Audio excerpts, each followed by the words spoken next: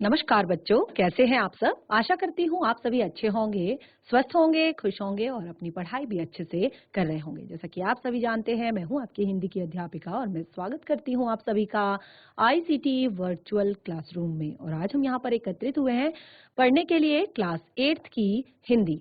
Class 8 की हिंदी में हम यहाँ पर पढ़ रहे हैं अपनी सेकेंड बुक जिसका नाम है भारत की खोज। तो यहाँ पर जो हम अपनी सेकेंड बुक में अभी तक हम अपना थर्ड चैप्टर पढ़ रहे थे जिसका नाम था सिंधु घाटी की सभ्यता, वो चैप्टर हमारा यहाँ पर कंप्लीट हो चुका है और आज हम अपना फोर्थ चैप्टर इसी बुक का यानी कि भारत की खोज जो हमारी बुक है उसका फोर्थ चैप्टर युगों का दौर जो है उसको हम यहाँ पर पढ़ रहे हैं। जिस तरह से हमने यहाँ पर काफी सारी चीजें देखी, काफी सारी चीजें सीखी, काफी सारी नई चीजें समझी अपने पुराने चैप्टर सिंधु घाटी की सभ्यता से, बिल्कुल उसी तरह से इस पाठ में भी किस तरह से हमारे विश्व में या हमारे देश में युगों का दौर कैसे चला, कैसे नई नई चीजें आई, कैसे सारी चीजें जो है परिवर्तित हुई, लेकिन जो सभ्यता संस्कृति है वो एकदम से बनी रही उसी तरह से, वो सारी चीजें हम इस पाठ में पढ़ेंगे। तो बहुत ही ज्यादा इंटरेस्टिंग है ये चैप्टर, बिल्कुल हमारे पिछले चैप्टर की तरह। और जैसे कि मैंने आपको बताया ये पूरी बुक ही बहुत ज्यादा महत्वपूर्ण है, बहुत ही ज्यादा ज्ञानवर्धक है। और इस बुक को केवल आपको परीक्षाओं के लिए नहीं पढ़ना है, एग्जाम के लिए नहीं पढ़ना है, इस बुक को आपको पढ़ना है एक तरह से अपना जनरल नॉलेज बढ़ाने के लिए, यानी कि आप एक सामान्य भारत का जो हमारा इतिहास है यानी कि जो आपके लिए बहुत ज्यादा महत्वपूर्ण है जानने के लिए, समझने के लिए, तो उसको आप इस बुक में पढ़ रहे हैं। तो इसको आप बिल्कुल ध्यान पूर्वक पढ़ें, समझने का प्रयास करें, कोई भी आपको डाउट लगता है तो वो भी आप क्लियर करें। तो चलिए चलते हैं स्मार्ट बोर्ड की तरफ, शुरू करते हैं अपने आज के सेशन को। उससे पहले हम यहाँ पर थोड़ा सा अपने जो हमारा लास्ट चैप्टर था उसे थोड़ा सा रिवाइज करेंगे और उसके बाद कंटिन्यू करेंगे अपने नेक्स्ट चैप्टर को। तो देखिए यहाँ पर हमने जो अपने लास्ट में जो चीजें यहाँ पर पढ़ी थी उनमें सबसे ज्यादा जो मेन था वो था चाणक्य और जो यहाँ पर मौर्य साम्राज्य जो यहाँ पर आया, किस तरह से मौर्य साम्राज्य की स्थापना हुई और चंद्रगुप्त और चाणक्य की जो एक तरह से नीति थी वो किस तरह से वो बनाते थे और कैसे इन दोनों की जोड़ी जो है बहुत ही अच्छे एक तरह से सामने आई, बहुत अच्छे से इन दोनों की जोड़ी ने काम किया। तो ये टाइम भी काफी अच्छा रहा और यहाँ पर अलग अलग तरह की चीजें हुई। और यहाँ पर जो सबसे मेन चीज था, जैसे यहाँ पर बुद्धिमा एक तरह से पूरा कौटिल्य जो चाणक्य का ही एक दूसरा नाम है क्योंकि उनको उनके अंदर राजनीतिक शास्त्र, अर्थशास्त्र का बहुत ही अच्छा इन्हें ज्ञान था। और उस टाइम पे इस युग में एक प्राचीन भारतीय नाटक है जिसका नाम मुद्राक्षक्ष मुद्राक्षक्ष तो नाटक में चाणक्य की एक तस्वीर उभरती है और कि वहां पर एक तरह से चाणक्य साहसी, षड्यंत्री, अभिमानी और प्रतिशोधी जो कि अपने अभिमान को कभी नहीं भूलते और ना अपने लक्ष्य को ओझल होने देते हैं, दुश्मनों को धोखा देने और पराजित करने के लिए वह हर तरीके का इस्तेमाल करते हैं और वह साम्राज्य की बागडोर को अपने हाथों में पकड़े हुए हैं। तो इस तरह से हमने बहुत सारी चीजें इस पाठ में पढ़ी थी और यहाँ पर चाणक्य के अर्थशास्त्र में भी हमने काफी चीजों के विषय में देखा, काफी चीजों के बारे में पढ़ा और किस तरह से उनकी जो पुस्तक है उसमें व्यापार, वाणिज्य, कानून, न्यायालय, नगर व्यवस्था, सामाजिक रीति रिवाज, विवाह, तलाक, स्त्रियों के अधिकार, कर, लगान, कृषि, खानों और कारखानों को चलाना, दस्तकारी, मंडियां, बागवानी, उद्योग धंधे, सिंचाई, जलमार्ग, ये सारी चीजें शामिल थी और इसमें विधवा विवाह को भी मान्यता दी गई और विशेष परिस्थितियों में तलाक को भी मान्यता दी गई थी। तो देखिए ये काफी सारी चीजें यहाँ पर हैं और उसके बाद जो हमारा लास्ट टॉपिक यहाँ पर था, केवल उसको एक बार रिवाइज कर लेते हैं, एक बार पढ़ लेते हैं। उसके बाद हम अपने नेक्स्ट चैप्टर की तरफ आगे बढ़ेंगे। तो जो हमारा अगला टॉपिक है वो है अशोक। तो अशोक के बारे में हम यहाँ पर पढ़ेंगे जो कि 273 ईसा पूर्व में अशोक इस महान साम्राज्य के उत्तराधिकारी हुए। किस महान साम्राज्य के? मौर्य साम्राज्य के। ठीक है, तो वो एक इस महान साम्राज्य के उत्तराधिकारी बने और इससे पहले कि वो पश्चिमोत्तर प्रदेश का शासक रह चुका था जिसकी राजधानी विश्वविद्यालय की नगरी तक्षशिला थी।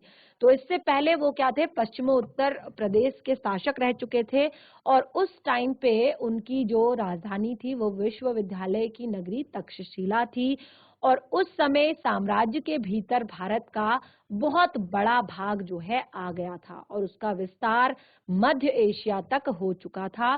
केवल दक्षिण पूर्व ईशा दक्षिण पूर्व का एक भाग, उसके अधिकतर क्षेत्र में नहीं आ पाए थे।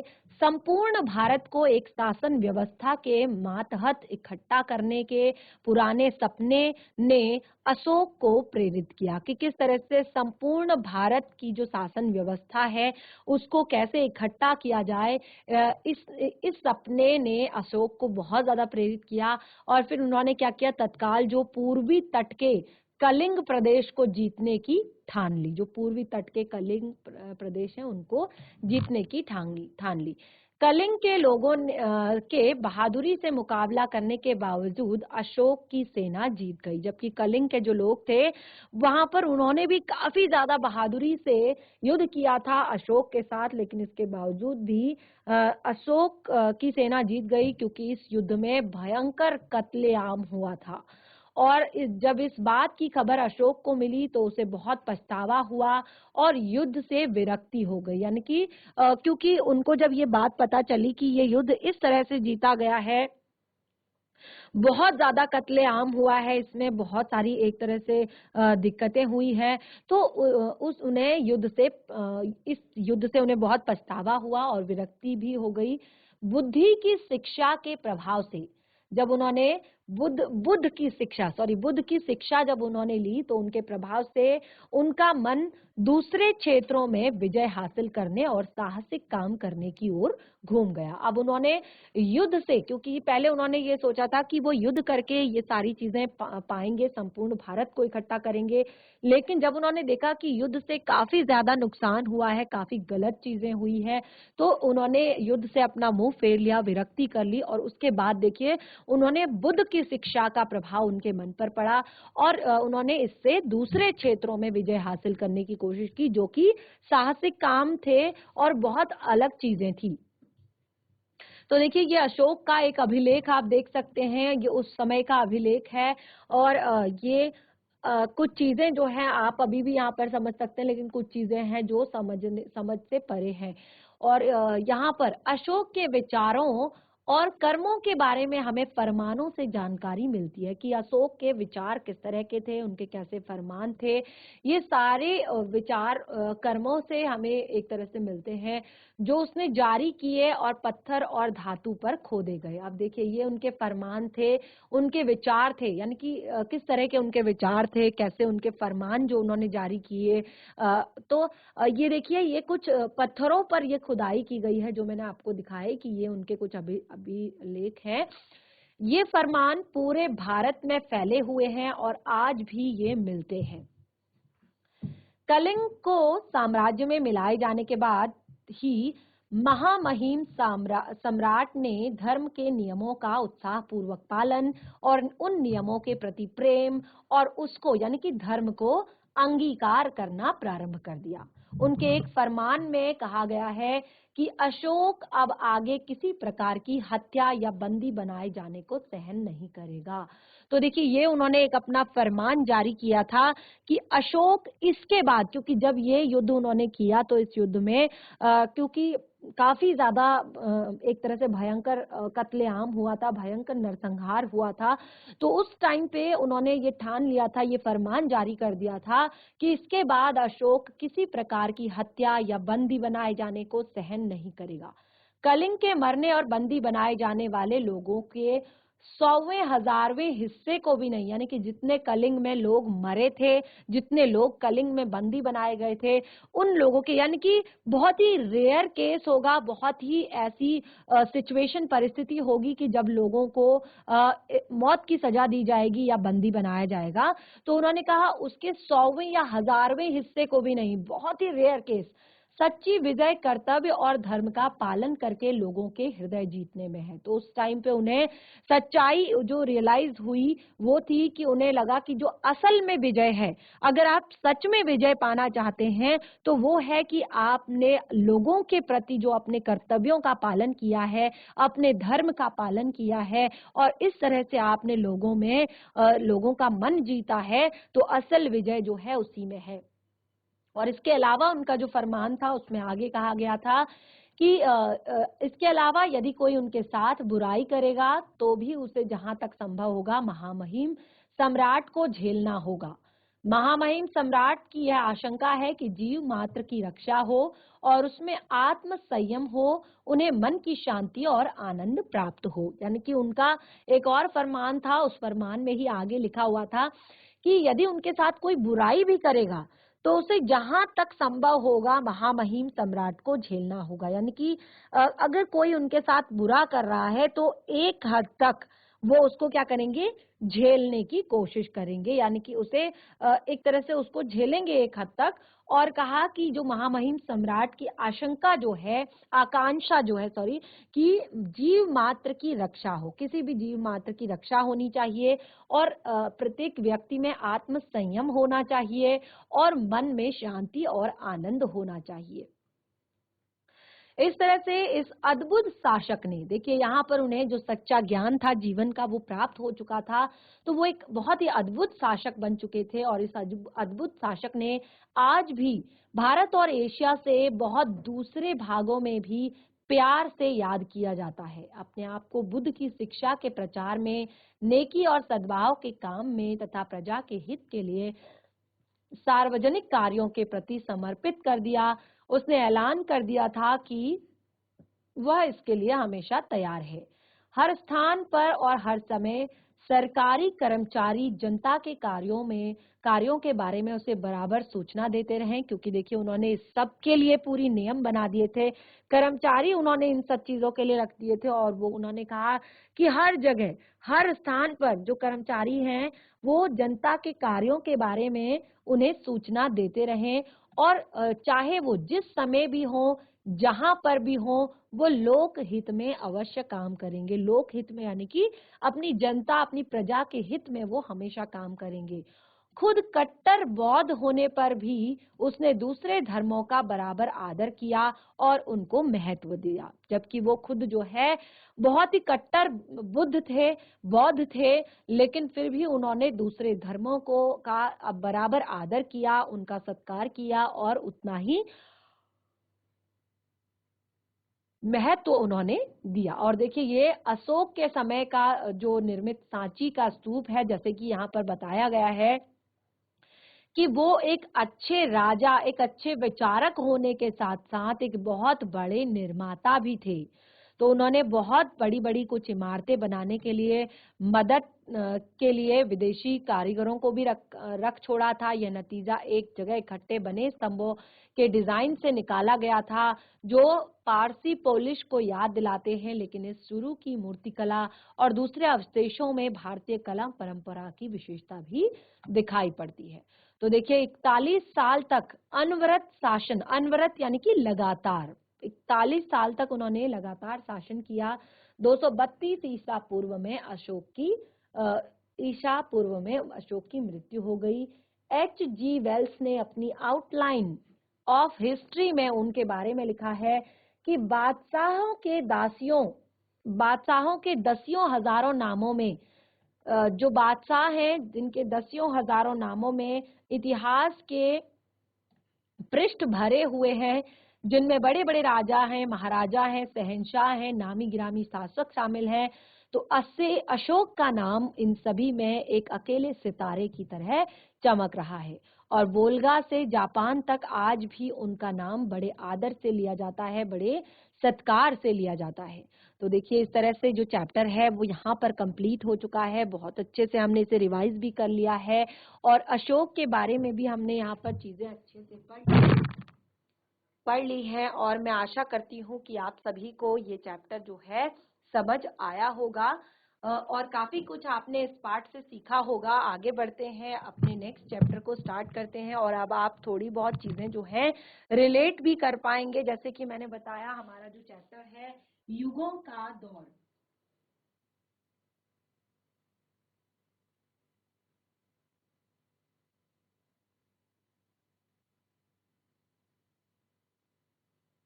तो देखिए, ये हमारा फोर्थ चैप्टर है युगों का दौर, जिसमें हमने यहाँ पर सबसे पहले गुप्त शासन में राष्ट्रीयता और साम्राज्यवाद, जब यहाँ पर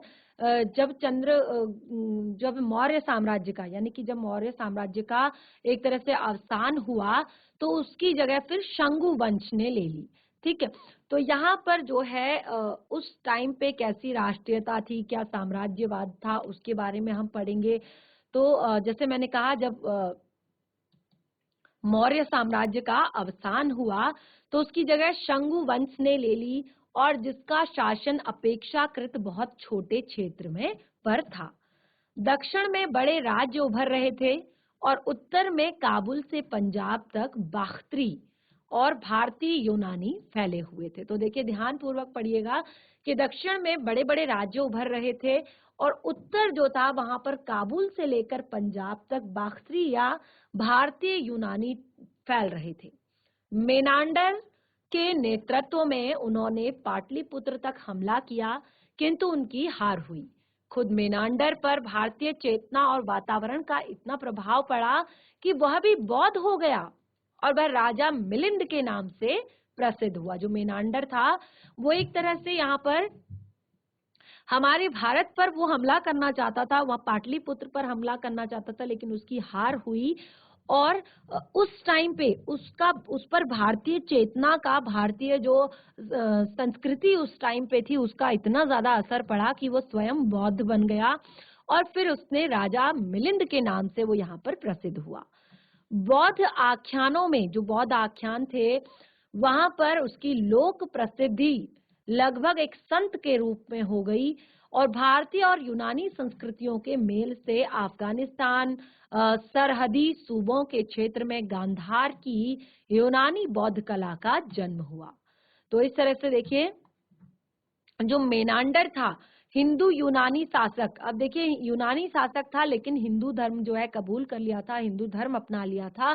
तो अब उसके जो टाइम पे सिक्के थे, देखिए आप देख सकते हैं कि ये उस टाइम का सिक्का है। मेनांडर जो यूनानी शासक था, भारत के मध्य में सांची के निकट बेसनगर में ग्रेनाइट पत्थर की एक लाट है। जो भारत के मध्य प्रदेश में सांची के निकट ग्रेनाइट पत्थर की एक लाट है, जो हेलियोदो स्तंभ के नाम से प्रसिद्ध है। हेलियोदो स्तंभ के नाम से प्रसिद्ध है और इसका समय ईसा पूर्व पहली शताब्दी का है। इसका समय जो है वो ईसा पूर्व पहली शताब्दी का है और इस पर संस्कृत का एक लेख खुदा हुआ है। और ये जो ग्रेनाइट की लाट है उस पर संस्कृत पर एक लेख खुदा हुआ है, जिससे हमें उन यूनानियों के भारतीयकरण की झलक मिलती है कि किस तरह से उन यूनानियों का उस टाइम पे भारतीयकरण हुआ है, जो सरहद पर आए थे और भारतीय संस्कृति को जज्ब कर रहे थे। यानी कि जो सरहद पर हमें यहाँ पर आक्रमण करने के लिए आए हुए थे, लेकिन धीरे धीरे भारतीय संस्कृति को जज्ब कर रहे थे, भारतीय संस्कृति को अपना रहे थे। मध्य एशिया में शक यानी कि सिदियन जो थे लोग ऑक्सिन यानी कि अक्षु नदी की घाटी पर बस गए थे। यूईची सुदूर पूरब से आए थे और इन लोगों को उत्तर भारत की ओर धकेल दिया गया। ये शक बौद्ध हिंदू हो गए। यूईचियों में से एक दल कुषाणों का था और उन्होंने सब पर अधिकार करके उत्तर भारत तक अपना विस्तार कर लिया था। यानी उन्होंने क्या किया, वहां तक एक तरह से अपना विस्तार जो है उत्तर भारत तक कर लिया था। उन्होंने शकों को पराजित करके उन्हें दक्षिण की ओर खदेड़ दिया था। शक काठियावाड़ और दक्षिण की ओर चले गए और इसके बाद जो कुषाण थे उन्होंने पूरे भारत और मध्य एशिया के बड़े भाग पर अपना व्यापक और मजबूत साम्राज्य कायम कर लिया। तो एक तरह से कुषाण जो थे उन्होंने क्या किया, पूरे जो उत्तर भारत था वहां पर मध्य एशिया के बहुत बड़े भाग पर उन्होंने अपना व्यापक और मजबूत साम्राज्य जो है कायम कर लिया। और उनमें से कुछ जो है हिंदू धर्म को उन्होंने अपना लिया, कुछ एक ने, और लेकिन अधिकांश लोग जो है उनमें से बौद्ध हो गए। उनका सबसे जो प्रसिद्ध शासक था कनिष्क, उन बौद्ध कथाओं का नायक भी था। जो यहाँ पर जिन्होंने बुद्ध धर्म को अपनाया, जिन्होंने हिंदू धर्म को अपनाया और जो कुछ बौद्ध हो गए, तो उनका जो प्रसिद्ध शासक था कनिष्क, उसे बौद्ध कथाओं का नायक भी कहा गया है, और जिसमें उसके महान कारनामों और सार्वजनिक कामों का जिक्र किया गया है। उसके बौद्ध होने के बावजूद ऐसा लगता है कि राज्य धर्म का स्वरूप कुछ मिला जुला था, जिसमें जरथुस्त्र के धर्म का योगदान भी था। सरहदी सूबा जो कुषाण साम्राज्य कहलाया था, जो सरहदी सूबा था सरहद पर, वो वहां से कुषाण साम्राज्य कहलाया था, और उसकी जो राजधानी है वो आधुनिक पेशावर के निकट थी। अब देखिए, जहां से तक्षशिला का पुराना विश्वविद्यालय जो है वो भी निकट था, तो बहुत से राष्ट्रों से आने वाले लोगों के मिलने का स्थान ये बन चुका था। यानी कि जो तक्षशिला विश्वविद्यालय था वो एक तरह से अलग अलग जगहों से आने वाले जो लोग थे उन लोगों के मिलने का स्थान ये बन गया था। यहाँ भारतीयों की मुलाकात, अब इस जगह पर जो भारतीय थे उनकी मुलाकात सिदियनों से हुई, यूईचियों से हुई, ईरानियों से हुई, बख्तरी यूनानियों से हुई, तुर्कों से और चीनियों से हुई। ये विभिन्न संस्कृतियां एक दूसरे को प्रभावित करती थी। तो उस टाइम पे देखिए ये चीजें अभी भी हैं। जैसे हमने यहाँ पर बहुत सारी चीजें अभी तक अपने देश के बारे में जानी है कि किस तरह से हमारा जो देश है वो एक तरह से विभिन्नताओं से भरा हुआ देश है। लेकिन यहाँ पर हम क्या करते हैं, अब जब एक दूसरे की जगह पर हम जाते हैं, कई बार एक स्थान से दूसरे स्थान पर जब हमें जाना होता है अपनी जॉब के लिए, अपनी नौकरी के लिए, अपनी पढ़ाई के लिए, तो हम सारी चीजें जो है अपना लेते हैं। तो उनकी संस्कृति भी हमें प्रभावित करती है, हम उससे थोड़ा सा प्रभावित होते हैं। तो सेम चीजें यहाँ पर हुई। जब इतने सारे जब भारतीय मिले, सिदियन मिले, यूईची मिले, ईरानी मिले, बाख्तरी यूनानियों और तुर्कियों और चीनियों से सबकी मुलाकात जब हुई, तो ये सभी संस्कृतियों ने एक दूसरे को प्रभावित किया। इनके आपसी प्रभावों के परिणाम स्वरूप मूर्तिकला, चित्रकला की एक सशक्त शैली ने जन्म लिया। अब देखिए, इतनी सारी जो संस्कृतियां, सभ्यताएं जब मिक्स हुई, जब आपस में एक दूसरे को इन्होंने प्रभावित किया, तो यहाँ से मूर्तिकला, चित्रकला की एक सशक्त शैली ने जन्म लिया। भारत जो है इतिहास की दृष्टि से इस जमाने में चीन और भारत के बीच जो पहले हुए संपर्क, 64वीं ईस्वी में यहाँ चीनी राजदूत आए थे। जब 64वीं ईस्वी चल रही थी, तो इस जमाने में जो चीन और भारत के बीच पहले संपर्क हुए थे, क्योंकि जो 64वीं ईस्वी थी यहाँ पर चीनी राजदूत आए थे, और उस समय चीन से भारत को जो तोहफे मिले उनमें आड़ू और नाशपाती के पेड़ थे। तो देखिए, ये जो चीन से उस टाइम पे जो वो तोहफे में लाए थे, जो चीजें उस टाइम पे मिली, वो थे आड़ू और नाशपाती के पेड़।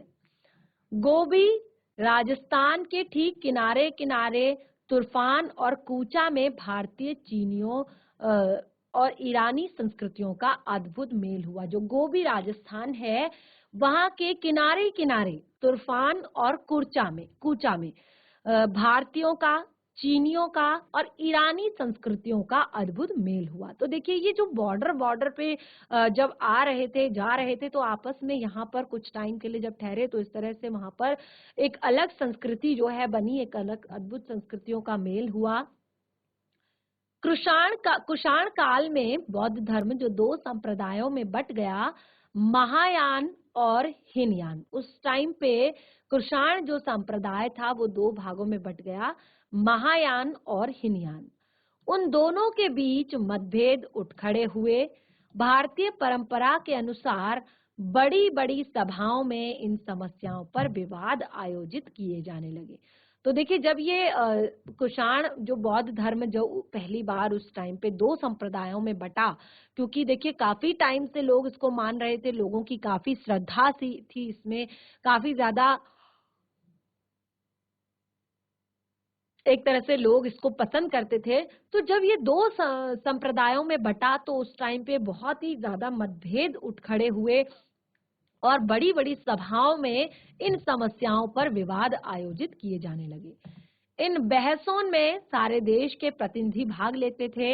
इन विवादों में एक नाम सबसे अलग और विशिष्ट दिखाई पड़ता था। ये नाम था नागार्जुन का, जो इस ईसा की पहली शताब्दी में हुए और उनका व्यक्तित्व जो था बहुत ही ज्यादा महान था। वे बौद्ध शास्त्रों और भारतीय दर्शन दोनों के ही बहुत बड़े विद्वान थे। जो नागार्जुन थे वो बौद्ध शास्त्रों के और भारतीय दर्शन के बहुत ही बड़े विद्वान थे और उन्हीं के कारण भारत में महायान की विजय हुई थी। उन्हीं के कारण जो भारत में महायान की विजय हुई थी और महायान के ही सिद्धांतों का प्रचार जो है चीन में हुआ।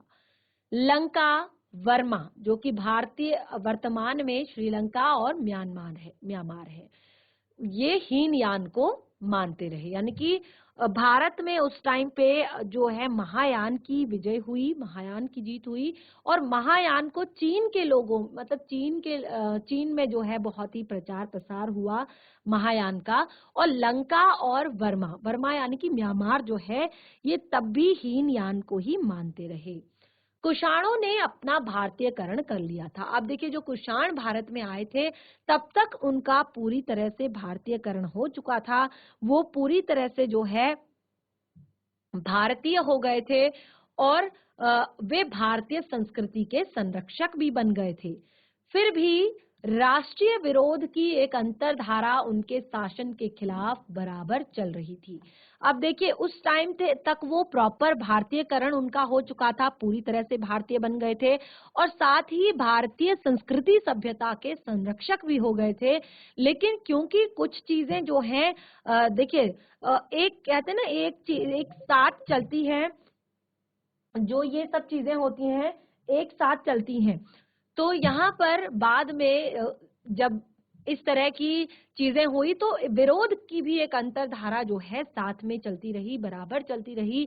और बाद में जब भारत में नई जातियों का आगमन हुआ, यानी कि इसके बाद जब भारत में जो है नई नई जातियां आई तो ईसा की चौथी शताब्दी के आरंभ में, ठीक है, चौथी शताब्दी के आरंभ में विदेशियों का विरोध करने वाले राष्ट्रीय आंदोलन ने निश्चित रूप ग्रहण कर लिया था। अब तक देखिए जो कुषाण थे उनका पूरी तरह से भारतीयकरण हो चुका था और एक तरह से वो भारतीय सभ्यता संस्कृति के संरक्षक हो गए थे। और अब जो है भारत में जो भी विदेशी आ रहे थे, विदेशियों का जो आगमन हो रहा था, तो अब यहाँ पर अब तक जो है विदेशियों का विरोध करने वाले राष्ट्रीय आंदोलन ने भी एक निश्चित रूप जो है ग्रहण कर लिया था। एक दूसरे महान शासक ने, जिसका नाम चंद्रगुप्त था, ने नए हमलावरों को मार भगाया था और एक विशाल शक्तिशाली साम्राज्य कायम किया था। तो उस टाइम पे देखिए चंद्रगुप्त मौर्य के गुप्त साम्राज्य के बारे में हम पढ़ रहे हैं। तो इसी क्रम में, इसी कड़ी में एक दूसरे बहुत ही बड़े महान शासक आए जिनका नाम चंद्रगुप्त था और उन्होंने तभी से जो पहले जो नए हमलावर थे, यानी कि जो भारत पर नया नया जो है अधिकार करने के लिए आ रहे थे, नए हमलावर थे, उनको मार गिराया और इस तरह से उन्होंने एक शक्तिशाली विशाल साम्राज्य जो है कायम किया। इस तरह 320 में गुप्त साम्राज्य का युग प्रारंभ हुआ। 320, देखिए युगों का दौर हम पढ़ रहे हैं कि कितने लंबे समय तक किस तरह से कौन कौन सा युग जो है चला, कौन कौन सा साम्राज्य चला। तो 320 में गुप्त साम्राज्य का युग प्रारंभ हो चुका था और इस साम्राज्य में एक के बाद एक कई महान शासक हुए जो कि युद्ध और शांति दोनों ही कलाओं में सफल हुए। लगातार हमलों ने विदेशियों के प्रति प्रबल विरोध की भावना को जन्म दे दिया था। और तब तक जो है, क्योंकि लगातार जो विदेशी थे वो हमले कर रहे थे, आक्रमण कर रहे थे, भारत में आने का प्रयास कर रहे थे, तो ऐसे में हमलावरों के प्रति प्रबल विरोध की भावना जो है अभी तक सब लोगों के मन में जन्म ले चुकी थी। और देश के पुराने ब्राह्मण, क्षत्रियों को मातृभूमि और संस्कृति दोनों की रक्षा के बारे में सोचने के लिए मजबूर होना पड़ा था। जो विदेशी तत्व यहाँ घुल मिल गए थे उन्हें स्वीकार कर लिया गया, लेकिन हर नए आने वाले को प्रबल विरोध का सामना करना पड़ता था। देखिए, जो पुराने आए हुए थे, जो यहाँ पर घुल मिल गए थे, उन्हें तो स्वीकार कर लिया गया था, लेकिन जो भी यहाँ पर नया आ रहा था तो उसका प्रबल विरोध किया जा रहा था, उसको बहुत बुरी तरह से ठुकराया जा रहा था, बहुत बुरी तरह से उन्हें दूर किया जा रहा था।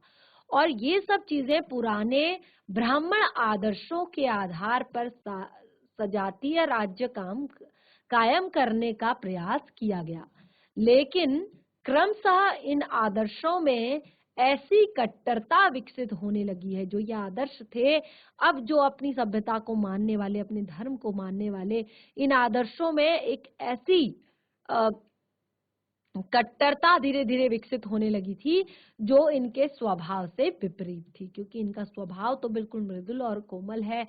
तो ऐसे में उनके व्यवहार से ये सारी चीजें यहाँ पर बिल्कुल विपरीत थी इनके स्वभाव की। तो देखिए, जब आरंभ यानी कि शुरुआत में जब आर्य यहाँ उस स्थान पर आए, उन्होंने आर्याव्रत या भारतवर्ष इसे कहा था। तो देखिए, जब यहाँ पर आर्य आए तो उन्होंने हमारे देश को क्या कहा? उन्होंने हमारे देश को आर्याव्रत या भारतवर्ष कहा। और तब भारतवर्ष के सामने समस्या थी कि इस नई जाति और संस्कृति के बीच समन्वय कैसे कायम किया जाए। जो नई नई जातियां आ रही थी, तो उसके लिए उनके भारतवर्ष के सामने एक समस्या थी, वो कैसे इनमें समन्वय करे, कैसे एक तरह से इस स्थिति का सामना करते हुए मिली जुली भारतीय आर्य संस्कृति की मजबूत बुनियाद पर निर्मित एक स्थायी हल जो है प्रस्तुत करे।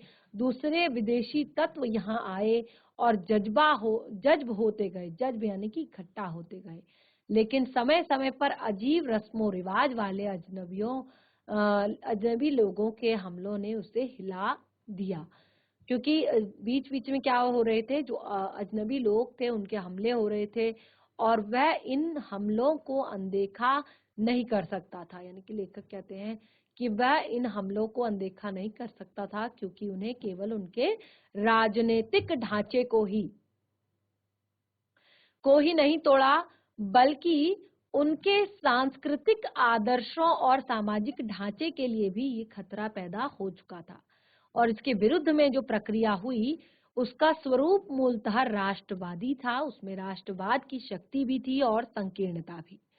धर्म और दर्शन, इतिहास और परंपरा, नीति और रीति और रिवाज, सामाजिक ढांचा, जिसके व्यापक घेरे में उस समय के भारत के जीवन के सभी पहलू आते थे, जिसे ब्राह्मणवाद, हिंदूवाद कहा गया, वह राष्ट्रवाद का प्रतीक बन गया। यह दरअसल राष्ट्रीय धर्म में था, जिससे वे तमाम गहरी जातीय सांस्कृतिक प्रवृत्तियों के प्रभाव से जो आज हर जगह राष्ट्रीयता की बुनियाद में मौजूद है, जिस बौद्ध धर्म का जन्म भारतीय विचारों से हुआ, उसके लिए भारत वह पुण्य भूमि है जहां बुद्ध ने जन्म लिया, उपदेश दिया और एक तरह से वहीं उसका निर्वाण हुआ। पर बौद्ध धर्म मूल रूप में अंतर्राष्ट्रीय था, विश्व धर्म था। जैसे जैसे उसका विवाह और उसका विस्तार हुआ, बिल्कुल वैसे वैसे ब्राह्मण धर्म के लिए भी स्वाभाविक है कि वह बार बार राष्ट्रीय पुनर्जागरण का प्रतीक बने। तो देखिए, यहाँ पर काफी अच्छे से हमने इस चैप्टर को शुरू कर दिया है और काफी सारी चीजें इस पाठ में हमने पढ़ ली है। और सबसे पहले जो हमने जरूरी चीज पढ़ी वो हमने गुप्त शासक जो था चंद्रगुप्त के बारे में हमने यहाँ पर पढ़ा। और बाकी जो चीजें हैं टॉपिक में काफी सारी ज्यादा इंटरेस्टिंग है, तो उसको हम अपने आगे कंटिन्यू करेंगे। तो इस तरह से आज हमने यहाँ पर अपनी भारत की खोज बुक का 4th चैप्टर युगों का दौर जो है स्टार्ट कर दिया है, और जिसमें आपने देखा कि किस तरह से गुप्त वंश आया, और उसके पहले मौर्य साम्राज्य आया, उसके बाद गुप्त वंश आया। तो धीरे धीरे धीरे जो है ये कैसे लगभग इतने 100 वर्षों तक या अलग अलग तरह से उनकी पीढ़ियों ने राज किया, और कैसे ये युग जो है परिवर्तित हुआ, कैसे चीजें चेंज हुई, कैसे भारतीय लोगों ने अपनी जो सांस्कृतिक विरासत है उसको बचा के रखा। ये सारी चीजें हम इसमें पढ़ रहे हैं, और नेक्स्ट चैप्टर जो है, नेक्स्ट सेशन जो है, उसमें हमारा और भी ज्यादा इंटरेस्टिंग चीजें हैं इस पार्ट में। तो इसे घर से एक बार पढ़कर आए, रिवाइज करके आए, बाकी के टॉपिक को कंटिन्यू करेंगे हम अपने नेक्स्ट सेशन में। तब तक के लिए धन्यवाद। आपका दिन शुभ हो।